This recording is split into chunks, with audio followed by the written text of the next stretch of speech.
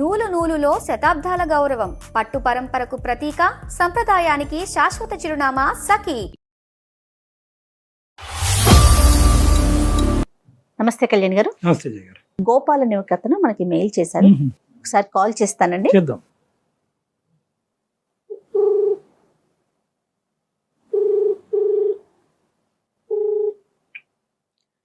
Hello hello. Gopal గారండి. అవును, ఎవరు? నమస్తే అండి, నేను అందమైన జీవితం ప్రోగ్రామ్ నుంచి కాల్ చేస్తున్నాను. జయానండి. నాతో పాటు డాక్టర్ కళ్యాణ్ చక్రవర్తి గారు ఉన్నారు. ఒక్కసారి మీ మెయిల్ కి సంబంధించిన విషయం, అంటే మీకు సంబంధించిన విషయం షేర్ చేయండి. హాయ్ గోపాల్. సార్ నమస్తే సార్. సార్ అది మాది బొబ్బిలి దగ్గర ఒక చిన్న గ్రామం సార్. ఓకే. మా ఇంటి పక్కనే ఒక అమ్మాయి ఉండేది. ఇద్దరం ఒకటే క్లాస్ లో చదివేటోళ్ళం. కలిసి కలిసి స్కూల్ కు వెళ్ళేటోళ్ళం, కలిసి స్కూల్ నుంచి వచ్చేటోళ్ళం, రోజంతా కలిసి ఉండేటోళ్ళం సార్. మేము మొత్తం ఊర్లో తిరగని ప్లేస్ అంటూ లేదు, వెళ్ళని అంటే చెయ్యని అల్లరంటూ లేదు. మీ ఇద్దరు ఎంత తిరిగినా ఊర్లో ఎవరు చూసినా వీళ్ళు చాలా బెస్ట్ ఫ్రెండ్స్ రా, చాలా మంచి వాళ్ళు, చాలా మంచి ఫ్రెండ్స్. ఫ్రెండ్స్ అంటే ఇలా ఉండాలి అని చాలా మంది అనుకునేటోళ్ళు సార్. సో ఒకనొక టైంలో మాది 10th అయిపోయి ఇట్లా ఇంటర్కి వచ్చాం. ఇంటర్కి వచ్చేసరికి సంథింగ్ అంటే ఆ అమ్మాయిని అంతకు ముందు వరకు నేను ఎలాగైతే ఫ్రెండ్ లా ట్రీట్ చేసేవాడినో ఒక ఏజ్ అదే ఇంటర్ చదివే టైంకి నాకు అట్లా చూపుల్లో ఏదో సంథింగ్ డిఫరెన్స్ వచ్చేది. ఇంకా మా ఇద్దరి మధ్య ఏదో అంటే ముందుగా ఫ్రెండ్స్ లా ఉండలేకపోయేటం. ఆ టైంలో నా ఫీలింగ్ చాలా మారిపోయేది సార్. ఏదో సంథింగ్ ఫీలింగ్ వచ్చేది, ఆ అమ్మాయి మీద ఇంప్రెషన్ ఎక్కువ అయ్యేది. అట్లా అనుకోకుండా నాకే తెలియకుండా నేను ఆ అమ్మాయిని లవ్ చేయడం స్టార్ట్ చేశాను.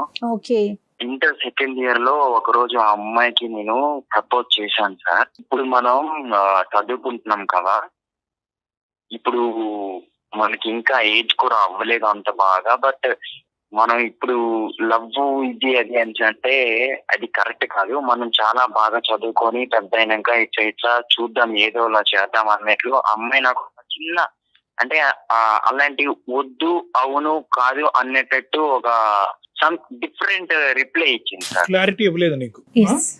నాకు అసలు క్లారిటీ అనేది నాకు అసలు కాదు. నువ్వేమనుకున్నావు? నువ్వు ఇలా ప్రపోజ్ చేయగానే ఆ అమ్మాయి పచ్చ జెండా ఊపేస్తుంది అనుకున్నావా? ఆ అమ్మాయికి కూడా నేనంటే ఎక్కడో ఇష్టం ఉందేమో అని నాకైతే బాగా బలంగా నమ్మకం ఉండేది సార్. అలా కాదు నాన్న, ఇవన్నీ ఒక ఎత్తు. అమ్మాయికి అనిపిస్తుంది ఏమో, ఇప్పుడు అవన్నీ ఇప్పుడు చూసే చూపు కానీ లేదంటే మాట్లాడే విధానం కానీ ఇవన్నిటిని కూడా అమ్మాయి ఫ్రెండ్షిప్ అని డిఫైన్ చేసుకుంటుందేమో. నువ్వు ఒక మెట్టు ముందుకెళ్ళేమో, ఒక అడుగు. సార్ నన్ను ఆ అమ్మాయి ప్రేమించింది సార్. నాకు తెలుసు సార్, ఆ అమ్మాయి నన్ను ప్రేమించింది. అంటే నన్ను ప్రేమిస్తున్నానని చెప్పింది సార్. మేము ఇద్దరం కలిసి ఒక 6 నెలలు మేము తిరిగాం సార్. కానీ సడన్ గా వాళ్ళ ఇంట్లో వాళ్ళు ఇట్లా ఆ అమ్మాయిని హాస్టల్ పంపించేసి ఇక్కడ చదవద్దు అని పంపించేశారు. సో అమ్మాయి దూరం అయిపోయింది. అంటే ఆ వయసులో చెప్పే ప్రామిసులు, ఆ వయసులో చెప్పేటటువంటి వాగ్దానాలు అవన్నీ అంత నమ్మేటటువంటివి కాదు. ఎందుకంటే తెలిసి తెలియనటువంటి వయసు. నీలో ఇంకొద్దిగా ప్రేమ అనే వ్యవహారం గురించి ఎక్కువ మెచ్యూరిటీ ఉండొచ్చు, ఒక ఆడపిల్లలో తక్కువ మెచ్యూరిటీ ఉండొచ్చు, ఒక ఆడపిల్లలో ఆబ్వియస్గా ఏంటంటే తల్లిదండ్రులు భయం భక్తులు ఉండొచ్చు. సో ఇలాంటి రకరకాల ఫ్యాక్టర్స్ అక్కడ వస్తాయి. కాబట్టి ఖచ్చితంగా ఇక్కడ అమ్మాయి కూడా నిన్ను ప్రేమిస్తుందా లేదా, ప్రేమించానని చెప్పిందా లేదా అనేది మాకు ఇంకా క్లారిటీ రావట్లే సార్. ఆ అమ్మాయి నన్ను ప్రేమించింది సార్. నాకు ఆ అమ్మాయి చెప్పింది కూడా ప్రేమించాను అని. సరే చెప్పింది. ఇంటర్ అయిపోయిన తర్వాత వాళ్ళ ఇంట్లో వాళ్ళు ఇక్కడ వద్దు, ఇక్కడ చదవద్దు అని హైదరాబాద్ కి పంపించేశారు. మేము అక్కడ హాస్టల్లో ఉండేది.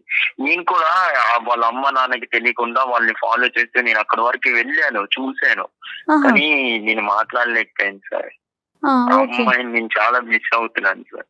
ఈ అమ్మాయి ఊరు మారి వెళ్ళటానికి కేవలం హయ్యర్ స్టడీస్ గురించి బయటకు వెళ్ళటమా, లేదంటే తల్లిదండ్రులు మీరిద్దరు గాడి తప్పుతున్నారు కాబట్టి ఆ అమ్మాయి భవిష్యత్తు కాపాడే ప్రయత్నంలో తప్పించారా? సార్ అలా అని కాదు సార్, హైయర్ స్టడీస్ కోసం బయటికి వెళ్ళింది. కానీ తర్వాత మాత్రం నేను కూడా చాలా ప్రయత్నించాను ఆ అమ్మాయికి కాల్ చేయడానికి, మాట్లాడడానికి. మేము చాలా బాగా మాట్లాడుకుంటేటోళ్ళం సార్. అర్థమైంది. కానీ అమ్మాయి దూరం అయిన తర్వాత ఏమైంది సార్? ఆ అమ్మాయి దూరం అయిన తర్వాత నేను కొద్ది రోజులు అంటే మేము చాలా రోజులు మాట్లాడుకున్నాం సార్ ఫోన్ లో. 3 నెలల నుంచి నేను చాలా ప్రయత్నం చేస్తున్నాను సార్ ఆ అమ్మాయికి ఫోన్ చేద్దామని. అంటే ఫోన్ ఎన్నిసార్లు ఫోన్ చేసినా ఆ అమ్మాయి రిప్లై ఇవ్వట్లేదు సార్. ఒక్కసారి కూడా మాట్లాడట్లేదు. అంతకు ముందు వరకు బాగానే ఉండేది. మెసేజ్ ఏమన్నా చేశారా? వాట్సాప్ లో కూడా మెసేజ్ చేశాను మ్యామ్, అన్ని విధాలుగా నేను ట్రై చేశాను. కానీ తన తను ఫేస్బుక్ ఐడికి కూడా మెసేజ్ చేశాను, ఏ దాంట్లో రిప్లై ఇవ్వట్లేదు మ్యామ్. నేను చాలా ప్రయత్నించాను. అసలు Okay. ఏం జరిగిందో తెలుసుకుందామని వాళ్ళ ఇంటికి వెళ్తే వాళ్ళ ఇంట్లో వాళ్ళు అంటే మా అమ్మాయికి దూరంగా ఉండు, మా అమ్మాయి ఇప్పుడు బయటికి పంపించాం కదా, ఇక్కడ ఊర్లాగా అనుకుంటున్నావా అంటే ఇంకా జట్టపట్టలు వేసుకొని తిరుగుతారా, ఆమె బయట ఉంటుంది, ఆమెకు ఒక లైఫ్ ఉంది, నువ్వు వదిలే ఆమెకి, మరి నువ్వు ఆమెతో ఇంకా పెట్టుకోకు, ఇంకా తిరగొద్దు, ఒక కాలం వరకే మీరు ఫ్రెండ్స్, ఇప్పుడు అదేలే. ఆమె బయటకు వెళ్తుంది, బయట ఉంటుంది అన్నట్లు వాళ్ళు. అంటే నేను ఒక్కసారి ఫోన్ చేసి మాట్లాడమని చెప్పండి అంటే నేను చెప్పమయ్యా, ఆమె తను బిజీగా ఉన్నప్పుడు ఆమె పనిలో ఆమె ఉంది, ఆమె చదువుకుంటుంది, చదువుకొని నువ్వు వెలగో చదువు మానేసావు అంటే ఆ అమ్మాయి ఎలా అయితే వదిలేసి వెళ్ళిపోయిందో నాకు అసలు చదువు మీద ధ్యాస పోయింది సార్. నాకు ప్రెసెంట్ అసలు ఏం చేస్తున్నారు చదవాలని గోపాల్ మీరు? మ్యామ్ రైస్ మిల్ లో గుమస్తాగా చేస్తున్నాను మ్యామ్. Okay, right. కానీ ఒకటి నాకు ఒక 2 పాయింట్స్ గోపాల్ జాగ్రత్తగా విను. ఈ అమ్మాయి వెళ్ళిపోయేటప్పుడు అయితే మాత్రం మన ఇద్దరం కాంటాక్ట్ లోనే ఉందాము, మనం ఇలా మాట్లాడుకుంటూ గుడ్ ఫ్రెండ్స్ కింద ఉందామని చెప్పి వెళ్ళింది కదా. అవును సార్, మాట్లాడేది కూడా నాతోని, మాట్లాడేది ఫోన్ కూడా. కూడా చేశాను. ఇప్పుడు మమ్మల్ని ఏం చేయమంటారు, ఎందుకు మాకు ఈమెయిల్ పంపించారు? సార్ ఒక్కసారి నా కోసం సార్ ప్లీజ్ సార్ ఒక్కసారి మాట్లాడండి సార్ ఆ అమ్మాయితో, అసలు ఏమైందో కనుక్కోండి సార్. అసలు ఎందుకు అలా చేస్తుందో అర్థం కావట్లేదు సార్, నాకు పిచ్చెక్కిపోతుంది సార్, ఎంతవరకు? అమ్మాయితో మాట్లాడలేకుండా ఉండలేకపోతున్నాను సార్, ప్లీజ్ సార్ ఒక్కసారి. ఊరుకోండి గోపాల్.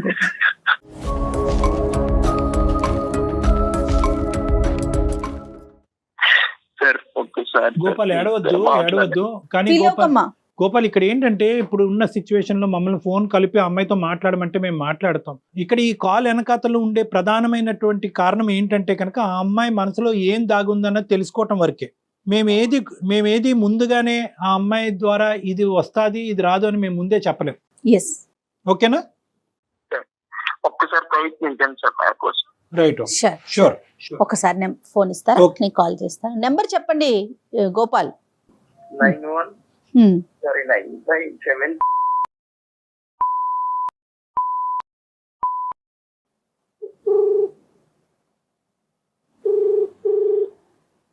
నమస్తే అండి, బిందు గారా మాట్లాడేది?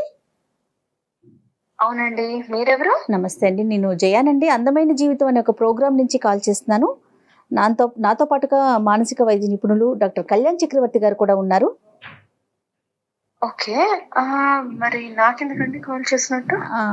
ఒక చిన్న అంటే ఏం లేదండి, గోపాల్ మీ ఫ్రెండ్ ఎవరైతే చిన్ననాటి స్నేహితుడు ఉన్నాడో అతను ఒక సలహా కోసం మాకు మెయిల్ చేశాడు. అందులో భాగంగా మీతో మాట్లాడదామని, అంటే మీ పర్మిషన్ తీసుకోలేదు, సారీ అండి దానికి, కానీ తప్పనిసరి పరిస్థితుల్లో మీతో మాట్లాడదామని కాల్ కనెక్ట్ చేశానండి.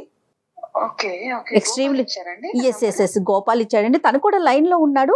మీరు ఓకే అంటే ఒక్కసారి తనని కాన్ఫరెన్స్ లోకి తీసుకుంటాను. Okay madam. Okay okay Gopal గారు. ఎస్ గోపాల్ తను లైన్ లో ఉన్నారు. హలో గోపాల్. బిందు లైన్ లో ఉంది. హలో బిందు. గోపాల్, ఏంటి గోపాల్ కాల్ ఏంటి, అసలు ఏం జరుగుతుంది? 3 months నుంచి కాల్ చేస్తున్నా కదా, నీకు అసలు ఎందుకు రెస్పాన్స్ అవ్వట్లేదు, నా ఫోన్ రిసీవ్ చేయట్లేదు, అసలు మాట్లాడలేదు, మెసేజ్ కి రిప్లై ఇవ్వట్లేదు, ఏమైంది అసలు నీకు? అది సరే, అదంతా పక్కన పెట్టు, నువ్వు ఇలా కాల్ చేయడం ఏంటి గోపాల్? అసలు ఏంటి, ఏం జరుగుతుంది, నాకేం అర్థం కావట్లేదు, చెప్పు. నేను ఎంత ప్రయత్నం చేసినా నువ్వు కాల్ రిసీవ్ చేయట్లేదు, ఏం చేయాలో అర్థం కాక లాస్ట్ కి ఇలా చేయాల్సి వచ్చింది. అసలు ఎందుకు నా ఫోన్ ఎందుకు రిసీవ్ చేయట్లేదు, అది ముందు నాకు చెప్పు ప్లీజ్. అసలు ఏమైంది, నేనేమైనా అన్నానా, ఏమైనా తప్పు చేశానా, అసలు ఏమైంది ఒక్కసారి చెప్పు. గోపాల్, నేను నా చదువుకోవడానికి వచ్చాను కదా గోపాల్ ఇక్కడికి.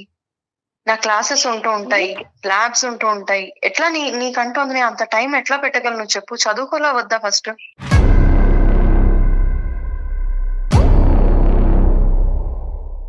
ఓకే, అలానే కదా పర్టికులర్ అంటే నువ్వే కదా చెప్పావు, నేను ఈ టైంకి నేను ఫ్రీగా ఉంటాను అప్పుడే నాకు ఫోన్ చేయు, ఇంకెప్పుడు ఫోన్ చేయకు, డే మొత్తంలో ఈ టైంలోనే నేను ఫ్రీగా ఉంటానని. అంటే అదే పనిగా ఫోన్ చేస్తుంటే ఎలా గోపాల్? అదే పనిగా ఫోన్ చేస్తుంటే ఎలాగా? నాకు కూడా కుదరాలి కదా, చదువుకుంటున్నాను, ఎగ్జామ్స్ వస్తుంటాయి, అన్ని అవుతూ ఉంటాయి కదా. సో అలాంటప్పుడు ఎలాగ నువ్వు అదే పనిగా చేస్తూ ఉంటే ఎవరికైనా కూడా అసలు ఎలా ఆన్సర్ చేయగలను చెప్పు? నువ్వు పైగా మాట్లాడితే ఏం మాట్లాడతావు నువ్వు? అంటే ఇష్టం అంటావు, ఇంకా అంతకన్నా ఏం మాట్లాడతావు నువ్వు చెప్పు నాకు.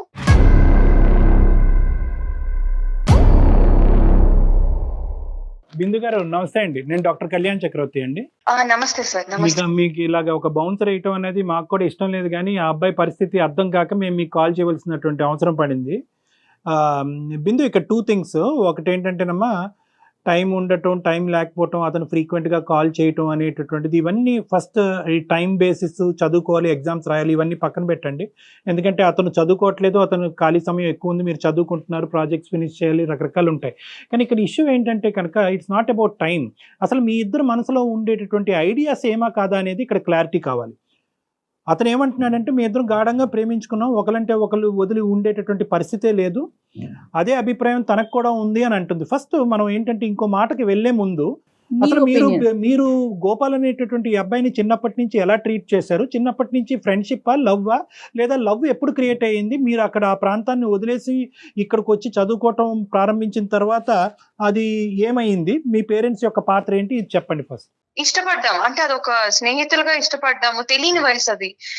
అదే పట్టుకొని ఇప్పటికీ గోపాల్ అంటే మా పేరెంట్స్ కాదు, అందరికీ తెలుసు మేము చిన్నతనంలో కలిసే ఉన్నాము, కలిసి ఆడుకునే వాళ్ళం అని. కానీ ఒక ఊహకొచ్చాక ఎవరి బాధ్యతలు వాళ్ళకి, ఎవరి గోల్స్ అనే కొన్ని ఉంటాయి కదండి. తను ఇప్పుడు ఇంటర్మీడియట్ వరకు ఆపేశాడు, చదువుకోలేదు. ఏంటంటే నాకు నువ్వంటే ఇష్టం, నీ ధ్యాసే, నీ ఆలోచనే అంటూ. నేను చదువుకోవడం ఇష్టం అని తెలిసే నేను ఇక్కడ దాకా వెళ్తున్నానంటే తను నాకు సపోర్ట్ చేసిన వాడే. మరి చదువుకుంటున్నప్పుడు ఆ విషయంలో కూడా నాకు కోఆపరేట్ చేయాలి కదండి. ఇప్పుడు నేను చదువుకోవాలా వద్దా? ఇక్కడ కావాల్సినటువంటి క్లారిటీ ఏంటంటే కనుక, ఆ అబ్బాయి చదువుకున్నాడా లేదా చదువు దారదత్తం చేశాడా, నువ్వు చదువుకుంటున్నావు అనేటటువంటి సబ్జెక్ట్ కాదు. మీ ఆలోచనలో తెలిసి తెలియనటువంటి వయసులో ప్రేమ అనేటటువంటి సబ్జెక్ట్ ఉండేదా? తర్వాత అది అలాగా కనుమెరుగైపోయిందా? ఇప్పుడు ఆ అభిప్రాయం మీకు లేదా? అట్లీస్ట్ ఇప్పటికైనా కూడా ఒక క్లారిటీ ఇవ్వండి అబ్బాయికి. సార్, సరే గోపాల్, ఇప్పుడు నువ్వు అడుగుతున్న దానికి నేను ఇప్పుడే చెప్తున్నాను గోపాల్. నాకు ఎలా ఉండాలంటే, నా చదువుని, నా అభివృద్ధిని ఇంకా పెంచేవాడు అయి ఉండాలి అవతల మనిషి. అర్థమైందా? నేను ఇంక రేపొద్దున చదవాలి అనగానే ఏది చదువుతావు, ఎలా చదువుతావు, నీకు ఇది చేస్తే మంచిది, అది చేస్తే మంచిది అని చెప్పగలిగేవాడు అయి ఉండాలి. అలా నువ్వు ఆ పరిస్థితిలో లేవు గోపాల్.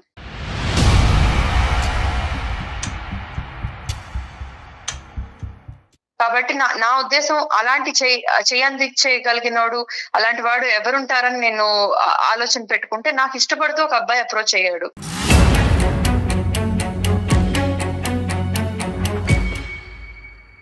ఆ అబ్బాయి చదువుకుంటున్నాడు, వెల్ సెటిల్డ్. ఎన్ని కోణాల్లో చూసుకున్నా కూడా వాళ్ళ అప్బ్రింగింగే చాలా డిఫరెంట్ గా ఉంది. మన పల్లెటూరులో ఉన్నట్లాగా కాదు. రేపొద్దున ఏం చేస్తే మనం బాగుపడగలం అనే ఆలోచనలో ఉన్నారు. నువ్వు ఆ కోణంలో కనీసం నువ్వు ఆలోచన కూడా లేదు గోపాల్. అండ్ ఇప్పుడు దాకా నేను మాట్లాడలేదని ఆలోచించావు, కానీ నీ మంచి కోరే చేసి ఉంటాను ఎందుకు అనుకోవట్లేదు నువ్వు? అలాగేనే నువ్వు కాస్త నువ్వు దారిలో పడతావని అనుకున్నాను నేను. చదువు నువ్వు చదువుకుంటావు అని. ఇంత పనిష్మెంట్ అమ్మా? సార్ ఒక్క నిమిషం సార్ ఒక్క నిమిషం. ఏంటి బిందు, ఇంకా ఎవరినో ప్రేమిస్తున్నావా? అసలు ఏంటి బిందు, నాకు అర్థం కాదు. ఇప్పుడు నేను ఎప్పుడు ఎలా అంటే, నేను ఇప్పుడు ఏం చేయాలి బిందు? నువ్వు ఇంకెవరినో ప్రేమిస్తే, నేను అంత ప్రేమిస్తున్నాను బిందు. నన్ను ఎలా బిందు అసలు నువ్వు నన్ను వదిలేస్తావు? నాకు అర్థం కావట్లేదు. నువ్వు అంటే పిచ్చి ప్రేమ పెంచుకున్నానే.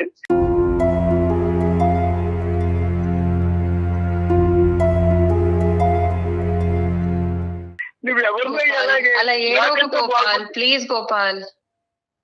కాస్త ఆగు, ఆలోచించు గోపాల్, ఏడవకు ప్లీజ్. కాదు విందు, నువ్వేనా లైఫ్ అన్ని ఫిక్స్ అయిన తర్వాత ఇంకా ఏం ఆలోచించాలి విందు? నీకు నేను ఏదైనా చేస్తానని చెప్పాను కదా విందు. నువ్వు ఇంకొకరితో ఎలా విందు? అది అసలు నమ్మసత్యంగా లేదు విందు. అసలు ఏడుపేంటి గోపాల్? అసలు ఏంటది? అసలు ఆ ఏడవడాలేంటి? ఇలాగా ఉండాల్సింది అసలు మగాళ్ళంటే. నాకు ఇది నచ్చకే నేను అసలు మాట్లాడడం మానేశాను నీతోటి.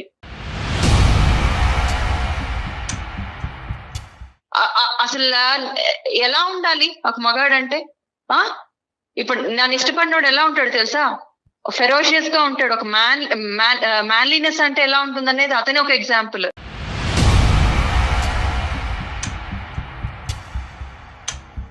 ఒక డెసిషన్ తీసుకున్నాడంటే ఆ డెసిషన్ స్టిక్ అయి ఉంటాడు. అంతేకాని ఒక గోల్ ఉంటది, గోల్ ఓరియంటెడ్ ఉంటాడు. నేను కూడా ఒక డెసిషన్ తీసుకున్నాను బిందు, నువ్వే నా లైఫ్ అని. ఇప్పటికీ నేను నిన్నే కోరుకుంటున్నాను. లైఫ్ వేరు, అన్ని వేరు గోపాల్. నువ్వు అర్థం చేసుకోవట్లే, నీకు ఇంకా మెచ్యూరిటీ రాలేదు. ఏంటమ్మా బిందు మెచ్యూరిటీ? మాకు తెలియని మెచ్యూరిటీ నీకేముందమ్మా? ఇప్పుడు ఓకే, గోపాల్ సైడ్ చదువు ఆపేశాడు, నిన్నే ప్రేమించుకుంటూ అదే ఎజెండా అనుకుంటూ తిరిగాడు, నువ్వేమో ప్రేమ ఒకటే జీవితం కాదు, చదువు కూడా జీవితం అని చెప్పి నువ్వు ముందుకెళ్ళావు, అక్కడ వరకు అర్థమైంది. సంతోషం అది. కానీ ఈ రోజు గోపాల్ని మార్చడానికి ఇంకో క్యారెక్టర్ నీ జీవితంలో తీసుకురావటం అనేది కరెక్టా అమ్మా? నిజంగా ఎప్పుడైనా కూడా ఒరే గోపాల్, నువ్వు ఇలా గాలి తిరిగి చదువు మానేసి కూర్చుంటే కనుక నేను వేరే వాడిని తీసుకొచ్చి పక్కన కూర్చోబెట్టుకుంటానంటే గోపాల్ ఈ పాటికి ఐఏఎస్ ఆఫీసర్ అయిపోయి ఉండేవాడు. తన ప్రేమకి ఇంత థ్రెట్ ఉంది, ఇంత మనస్ఫూర్తిగా ప్రేమించినటువంటి అబ్బాయికి ప్రేమకి ఇంత థ్రెట్ ఉంది, నేను ప్రేమించినటువంటి అమ్మాయి నాకు కావాలి, నా భార్యగా కూర్చోవాలనుకునేటటువంటి అమ్మాయి ఈ రోజు నేను చదువుకోకపోతే కనుక వెళ్ళి ఇంకోటి పక్కన కూర్చోపెడతాది అనేటటువంటి భయం ఉంటే. క్షమించండి సార్ ఆపుతున్నందుకు, కానీ సార్ ఒక్కటి అర్థం చేసుకోండి సార్, ఇప్పుడు నేను ఇద్దరం కలిసి ఇంటర్ దాకా చదువుకున్నాక నేను ఎగ్జామ్ రాసినప్పుడు ప్రోత్సహించడా లేదా చదువుకోమని? చదివాక ఇంజనీరింగ్ వచ్చేటప్పుడు తను ఇష్టపడే ఓకే అన్నాడు కదా, అన్ని చూస్తూనే ఉన్నాడు కదా, అంటే నేను ఉన్నత స్థాయికి వెళ్ళాలనేదే కదా నా ఆలోచన అనేది తనకు అర్థం కావాలి కదా. సో దానికన్నా ఇప్పుడు అతనైనా బెటర్మెంట్ కోరుకుని ఉంటే బాగుండేది, అలా కూడా లేడు కదా. అంతకన్నా బెటర్ లైఫ్ నేను జీవించాలనుకోవడం తప్పా సార్? నేను అది బెటర్ లైఫ్ అంటే కనుక నువ్వు చదువుకో, నువ్వు ఎంత స్థాయి వరకు వెళ్ళు. బెటర్ లైఫ్ అంటే కనుక అతన్ని వదిలేసి ఇంకో అతనితో వెళ్ళటం అనేది బెటర్ లైఫ్ అనేది అతని కల్లో కూడా ఊహించుకుని ఉండదు సార్. ఉన్న ఒక్క జీవితంలో నాకు ఆపర్చునిటీ వచ్చినప్పుడు ఒకసారి అంటూ నాకు ఇలాంటి మంచి ప్రపోజల్ వచ్చి వాళ్ళు వెల్ టు డూ ఫ్యామిలీ అయ్యి ఉండి అంత బాగున్నప్పుడు ఎందుకు సార్ ఏ అమ్మాయినా రిజెక్ట్ చేస్తుంది? ఎందుకు సార్ అమ్మాయి ఆలోచించదు? ఒకటి ఇక్కడ 2 పాయింట్స్. ఒక నిమిషం Gopal, I will come back to you Gopal. ఇక్కడ 2 పాయింట్స్ అమ్మా. ఈ అబ్బాయి ఎంతైతే నిన్ను ప్రేమించాడో అంతే ఇదిగా ఈ అబ్బాయి నువ్వు ప్రేమించావా లేదా? తెలిసి తెలియదు సార్. లేదు సార్. ప్రేమించలేదా ఈ అబ్బాయిని? ఈ అబ్బాయి సార్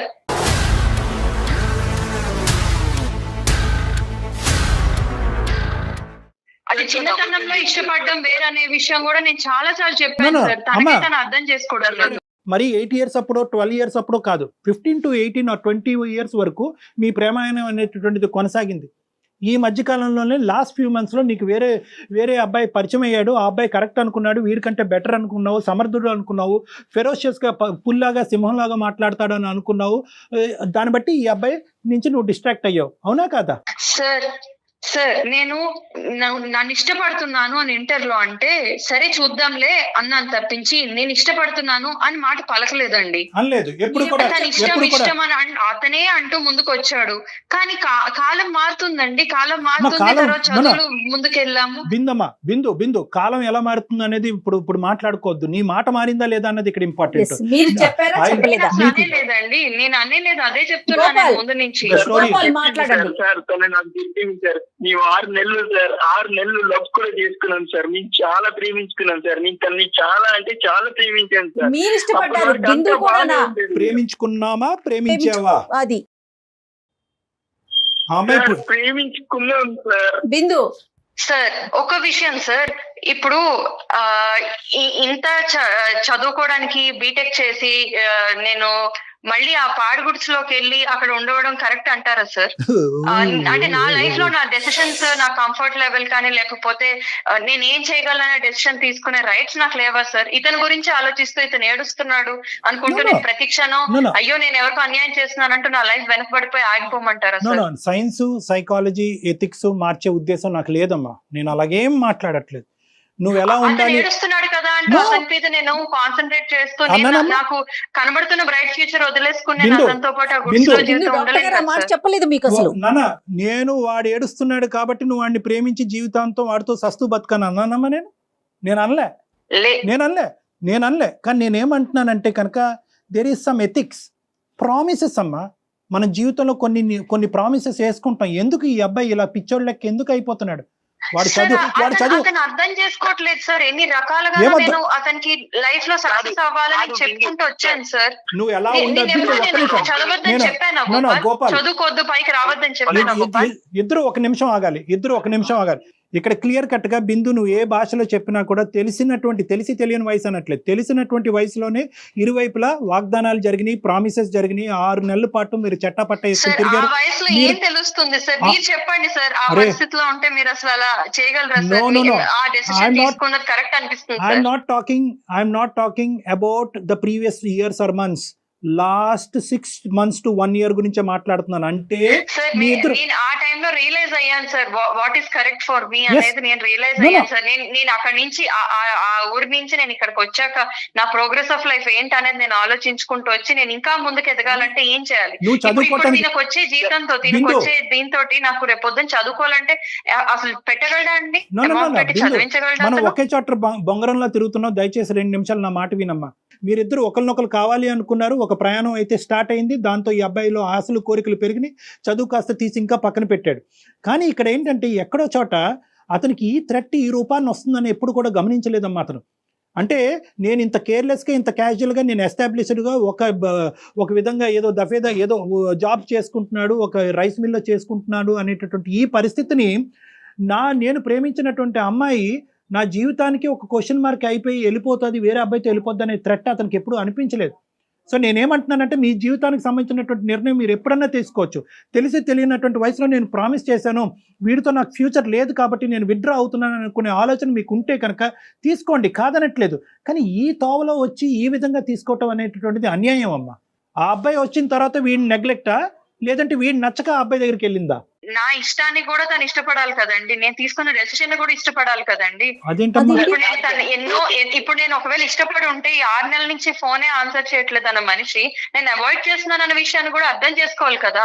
అంటే మీకు ఇష్టం వచ్చినప్పుడు ఇష్టం ఉన్నట్టు, ఇష్టం లేకపోతే నో అన్నది కూడా రిసీవ్ చేసుకోవాలంటారా అవతల వ్యక్తి? అంత మెచ్యూరిటీ రావట్లేదు మేడం, మరి ఎట్లా చెప్పమంటారు చెప్పండి? మీరే నా పరిస్థితిలో ఉంటే ఎట్లా అతనికి వాళ్ళు అర్థమయ్యేలా చెప్తారు? ఇక్కడ మోసం అనేది ఉందా లేదా చెప్పు బిందు, మనస్సాక్షిని చేసుకుని. ఇక్కడ మోసం నేను ఎప్పుడు ప్రేమించానని చెప్పలేదండి అతనికి. ప్రేమించుకున్నాము అని అతను అనుకుంటున్నాడు. ఇష్టం వేరు ప్రేమ వేరు అనేది అతను అర్థం చేసుకోలేకపోయాడు.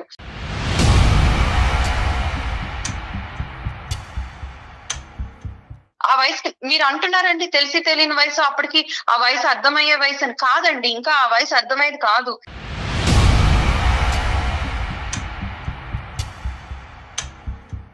గోపాల్, ఇక్కడ ప్రేమ దోమ ఏం లేవంట, అర్థమైందా? నువ్వేదో కళ్ళగన్నావంట, ఏదో గుడులు కట్టుకున్నావంట. ఆ అమ్మాయి ఎప్పుడు చదువు గురించి ఆలోచించిందంట, భవిష్యత్తు గురించి ఆలోచించిందంట. తెలిసి తెలియని వయసులో ఏదో తాత్కాలికమైనటువంటి ప్రామిస్లు ఏమైనా జరుగుంటాయి కానీ ఇదంతా కూడా 1-sided నువ్వు ఊహించుకున్న ప్రేమే అంటుంది ఆ అమ్మాయి. నీ దారి నిన్ను చూసుకోమంటుంది, తను నచ్చిన వ్యక్తితో తను వెళ్తాదంట. సార్ సారీ సార్, ఒక్క నిమిషం అమ్మాయికి ఒక మాట చెప్తాను సార్. ఒక్క నిమిషం. బిందు, అసలు అనుకోలేదు నువ్వు ఇంత పెద్దగా, అంటే నువ్వు ఇంత స్థాయికి ఎదిగిపోతావని. ఇలా నువ్వు మన ఊర్లో ఉండి ఇంకా ఊరి మనిషి అనుకున్నాను, నా మనిషి అనుకున్నాను. నువ్వు ఇప్పుడు సిటీకి వెళ్ళి సిటీ ఊళ్ళో మారిపోతావని నేను ఎప్పుడు అలా ఎక్స్పెక్ట్ చేయలేదు.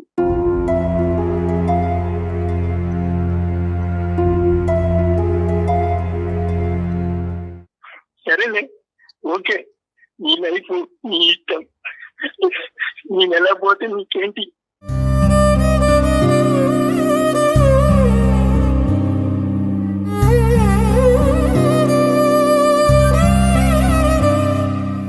ఇప్పటికైనా కొంచెం ఆలోచించు గోపాల్, ఇప్పటికైనా కొంచెం ఆలోచించుకో, చక్కగా చదువుకో, వేరే ఉద్యోగం చేసుకో. కొన్నాళ్ళు సిటీకి వచ్చి చూడు గోపాల్, ఇక్కడ లైఫ్ ఎట్లా ఉంటుంది అనేది నీకు కూడా తెలుస్తుంది. ఆ చదువుతో ఇక్కడ ఏం చేయలేవు.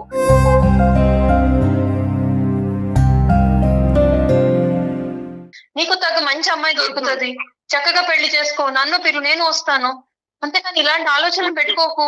వద్దు బిందు, వద్దు. నాకు తెలుసు బిందు, నువ్వు మారిపోయాను నాకు తెలుసు. మరి వద్దు, ఓకే. నీ లైఫ్ నీ ఇష్టం వచ్చినట్టు బతుకు, నువ్వు ఇష్టం వచ్చినట్లు ఎంజాయ్ చేయి, నీ లైఫ్ నీ ఇష్టం.